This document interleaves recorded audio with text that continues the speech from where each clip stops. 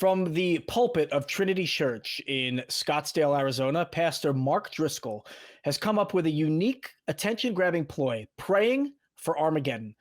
This latest attempt to remain relevant shows his desperation and fear. Yes, asking his God to end the universe before Election Day, November 5th, 2024. Even tweeting it out on X. Apparently, he does not believe that his God can prevent electoral failure, ending the last hope of Christian world domination. A last act of desperation as he sees the potential for his future may end much sooner than he would wish. If he can't have the future he wants, might as well start Armageddon. God, my imaginary boss and friend, please send the rapture now. I no longer wish to play here. This story is from Pathos by Sean Paul Wood on June 5th, 2024. Sydney, I have to ask you, what does praying for the end of the world say about the message of Christianity? Well, it's the least pro-life thing I've ever heard. That was the first thing that stuck out. I'm just saying, I thought the whole point was, I don't know. But it also is very, or as the young kids would say, it's giving, your high school relationship where you break up and the other person's like, I'm going to kill myself, right? And then you're like, okay, we can go to prom. It's fine. That's what I'm getting from this guy, where he's like, instead of having a communicative conversation like an adult about how elections work and how votes work, he's essentially guaranteeing that he eliminates everyone who would have voted the way he wanted them to vote. So he's guaranteeing the loss as opposed to assuming the loss. But then also, how where are all the pro-life people? Where are they? They won't shut up. And now when he's calling for all of them to die, they just stay silent. And I want to know what's up with that. Yeah, I mean, if you can't turn to the Bible and see that God is not pro-life, whether it's by wiping out everybody with a flood or by killing all the firstborn children of Egypt, you should certainly be able to look to your own church in Scottsdale, Arizona, and see that at least your leader knows that God's not pro-life and is trying to invoke that power, right? I mean, to be fair, if I lived in Scottsdale, Arizona, I'd probably also want the rapture to happen. But that's I'm just kidding. I've never been there. I'm just kidding. Maybe it's already happening. I've seen the weather reports lately, and my goodness, I am glad I'm not living down there. But Eli, what does this say? We have the kind of pro-life stance and the irony there, but is Christianity a death cult? I mean, let me just come out and say it. What are your thoughts on that? Death cult, I think, there's a lot of different cults you could describe Christianity as, right? Sure. I think there's definitely tons of that. The rapture itself, now they're going to argue well, you don't die during the rapture, you just ascend to heaven. Okay, cool. But the only way to go to heaven is to die. It's whatever. But is it a death cult is hard to answer. I thought you made a really interesting point that instead of just praying for favorable election results, I didn't even think about that until you said it just now. I'm like, why is this the only way? There's other a lot options. Of steps in between rapture. Right. You went from that 0 to escalated 100 quickly. like that, man. It was, and I went actually to the comments. I was reading some of the comments on there, and even other Christians are you should be ashamed. You think that God, what's important to God is U.S. politics. And there was one particular comment, the article reference, that I wanted to find and reply to because I thought it was funny, but I couldn't find it. But it was just full of people. Nobody really agrees with him, honestly, and even Christians, which I thought was surprising. Oh, but okay, that's bullshit. Not you're not bullshit. That you can't one day make me look at memes of Trump touching the hand of Jesus and talk about how Jesus was persecuted too, that's okay, and then also be God doesn't care about American elections when you're losing. That's not you didn't break up with me, I broke up with you, actually. No, right. That's not. So there's so much cognitive dissonance going. You pick one. Either God cares about the election so much that he appointed Donald Trump to be the president of the United States, sent by God, or as another guy told me on Thursday that I ran into, he said that apparently George Washington was also appointed by God. Yeah, apparently. Didn't know. I was not there, so I would not know. But then also when you're losing and when you think that someone is actually summoning the rapture, they're probably really scared. They probably think it's actually going to work. If this guy keeps asking for the rapture, they're like, no, shut the fuck up. Shut the fuck Yeah, up. Like, stop, man. Shut up. stop. He's Like, gonna stop do it. it. Wicked hasn't even come out yet. I want to see it. It's in November. Like, shut the fuck up. Do you see what, like, pick a side, be consistent is my argument. At least, we're heathens, but we're pretty consistent. Yeah. Well, I am really inclined to ask, does this guy even really believe in his God? I mean, of course, it's probably pretty obvious. Like, sure, he does. He's a clergy member, right? But like we've talked about before, these people get something out of this. This guy has experienced some semi fame, if you will, right? He's popular. We are only bringing up Trump, by the way, just because this guy has been such an avid supporter of him and an outspoken Trump supporter, right? And so, with an election coming up, does he actually feel that maybe his views, maybe his position is not going to work out on behalf? And then what does that say about his confidence in his own God? Does he even really believe that this is all true, or is this a facade, right? Is this just an attention grabber, like I mentioned in the opening? Is this more of his own stroking his own ego? And Eli, I wanted to kind of get your take on, how authentic is this guy? Is this just theatrics? Is this political theater? I think it's definitely an attention grab for sure. How genuine is he as far as his beliefs? Like, I mean, if he's saying that's what he believes, I'm inclined to believe him.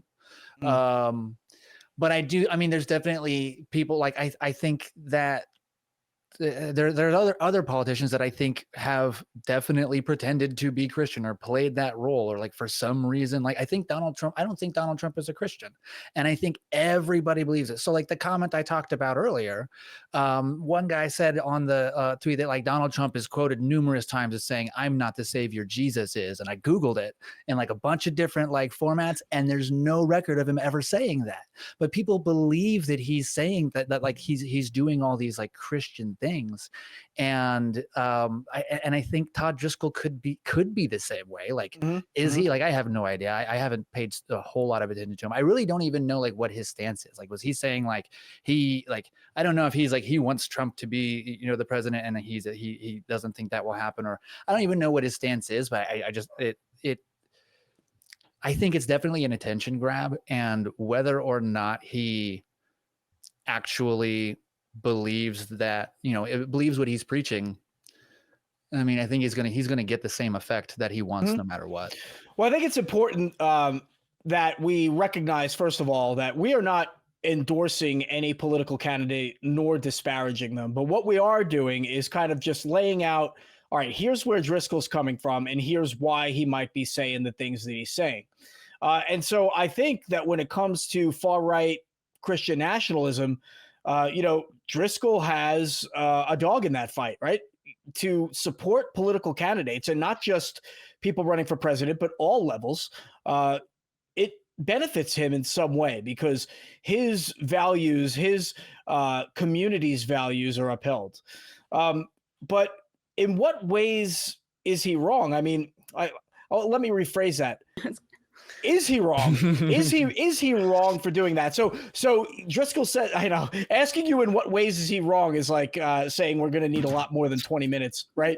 But this is a guy who came out and said, well, this is supposed to be one nation under God, and of course he's going to fight for the people that support that. But I mean, are we really supposed to be one nation under God? And I wanted to kind of get your take on that, Sydney. I want to start with you.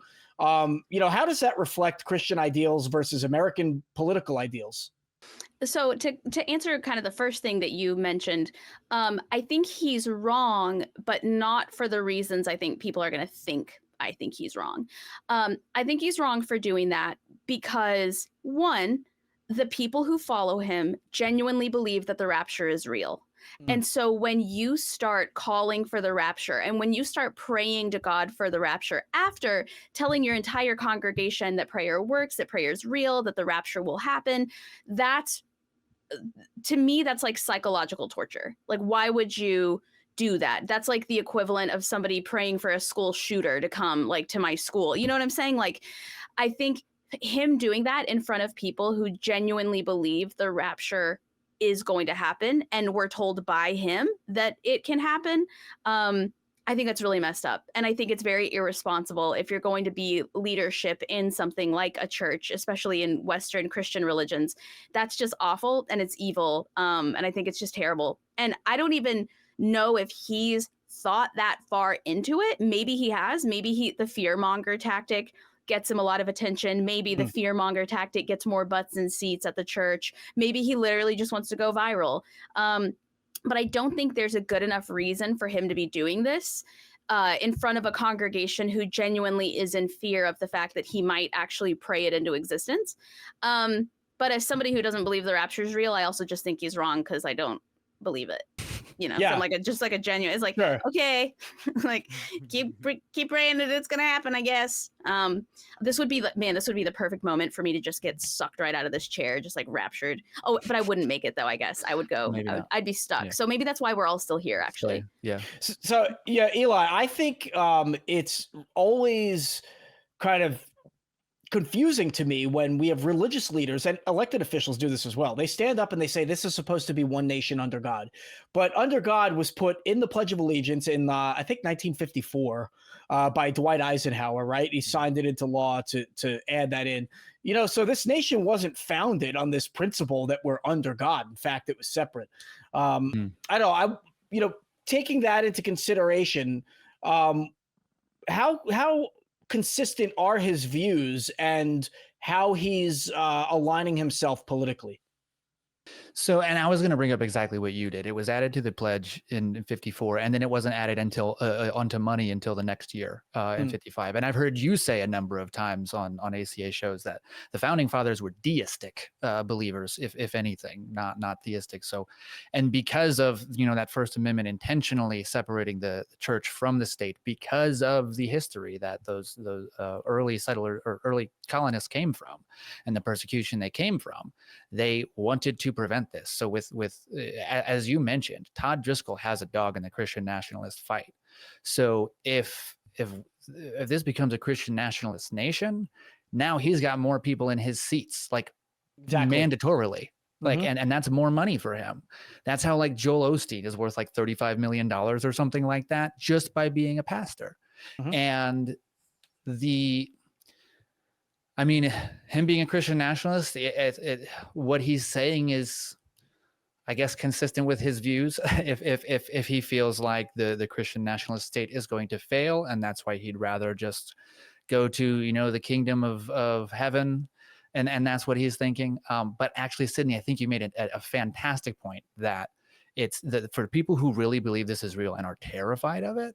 That is, it's absolutely psychological torture, and he's responsible for that, and that is probably going to lose him a lot of people. And that's like specifically the reason, well, not the only reason, but like my son's mom is religious, and when he's with her, he goes to church, and I am waiting for the day that he comes back talking about hell, and that's the only thing I'm going to be like, that is not real. Hell does not exist, because I know adults that are still afraid to, like, they're not afraid to be gay, but like they have these hangups, this anxiety about the fact that they're gay because they're afraid of going to hell. And I'm like, I wish you could just be comfortable living your life. And I think that sort of imagery and that sort of those threats. And that's a good transition point, because I do want to pivot back to something I feel deeply about, and that is the abuse that comes from a lifetime of being told not only that you are naturally bad, but that you deserve punishment and that you will die and that we have to champion death in some way. I mean, the central focus of Christianity and what Driscoll is doing to his community, to his congregation, is essentially the worship of death, right? We worship a man who, or I shouldn't say we, although it was true about me at one time, right? No. Worship a guy who was murdered 2,000 years ago, and then you pretend to drink his blood and eat his flesh week after week, and then you get in front of people and you pray for the end of the world because you're not getting your way. Oh, and by the way, the people that don't think like you, they should be tortured and all that forever. So Sydney, I know you and I have talked in depth about this, but Yeah. how does this play out over the long term? And what might his congregation be experiencing? I think for someone who has a response like that, for someone who has a reaction to pray for the rapture to happen, I have to imagine that's not the first extreme thing he's ever done. I bet if you look into his sermons, you'll find a lot of bombastic, extreme, borderline scary, or very scary, depending on who you are, all sorts of tag me in the clips of it, make it go viral on TikTok, that sort of stuff. So I would also imagine that the kind of people who attend churches like his regularly often have extreme views as well, or they're accepting of extreme views. Even if they're not 100% sure what they believe, they're willing to sit and go to church at least once a week, if not multiple times a week, to hear this kind of sermon. So while I don't think that the average Christian church in the South is like that, I've been to those kinds of churches before, and I've seen the kind of people who support those churches. And oftentimes it's very chicken and the egg. It's like, who started it? Did the extreme people bring in a pastor who's going to support their extreme beliefs? Or did the pastor come in with extreme beliefs and convert everyone to these extreme beliefs? But I think it won't play out well in the long term. I think that kind of cult-like behavior, as we've seen historically, eventually burns everybody out. Whether it's because the younger generations just stop coming back, all those people, and they just truly trickle out and die out, or because the pastor gets caught doing something illegal and goes to jail and the church disbands, right? There's so many different ways that I think things like that can lose their power and dissipate. But in the long term, people can't live in constant terror and fear and stress and anger like that without feeling some kind of emotional or physical side effects, I guess. Even if that side effect is just never going back. I think you hit a really important point about never going back, about the young people not going back. We have seen this throughout history, especially in the United States, especially earlier in the colonies, where church participation continuously dissipated and churches rethought their rules, right? You could be a half member. Now we'll allow women to be in the clergy. Like they changed and they did all this stuff. But Eli, when we talk about religious movements, political religious movements in this country, we are often talking about the conservative Christian nationalists, as they're so often referred to. But there's often a tendency for these people to leave churches and go over to the left, and the left is also religious itself in their own ways. But this article, getting back to it, talked about how people are so dissatisfied with the political division in this country. What is America doing? What are we doing about our political dissatisfaction, regardless of our religious stance? What are we doing about it? I don't think anything. It's hard to see. I mean, we really just still have this two-party system. So like you mentioned, the article had some data about, there was a survey regarding like people's opinions about the two parties system as well as each party. 28% of adults have an unfavorable view of both parties. Only 16% of the public trust the government most of the time. 2/3 of the respondents said they feel exhausted when they think about American politics. And the top two words used to describe US politics are diverse and corrupt. Do you mean divisive and corrupt? Yes, thank you. Divisive. I was going to say, wow. Diverse is not the right answer. Thank you so much for correcting me on that. Divisive and corrupt. Yes. So 68% of Americans think that, or wish that there were more than two parties, but don't even really feel that having two parties would make it any easier to solve the nation's problems. People like Todd Driscoll or other Christian nationalists think that putting religion into government, putting specifically Christianity into government, is what's going to fix our problems. And I kind of think quite the opposite. I think most of the problems we're having now come from too much religious influence in government. They're going to fix his problems. Yeah. He doesn't care about everybody's problems. They're going to fix his problems, and that's what matters. Sydney, did you want to expand on the relationship between religion and politics while we're on it? Sure. I think that there are. I'm trying to be careful with my words here. I think there are types of people that are vulnerable to control and that also need to be told what to do. And those types of people fall into multi-level marketing schemes. They fall into specific lifestyles. And I think two of the main things they fall into are extremist religions and extremist political ideology, because they don't have to defend that stuff themselves. They've now joined a big club that will tell them how they feel about that, how to act about that. There's channels they can watch where the people they are supposed to look up to are doing all the talking for them. They never have to worry about being a talking head for their own church or for their own political ideology, because somebody else will do it for them. And so to me, in my biased opinion, there are particular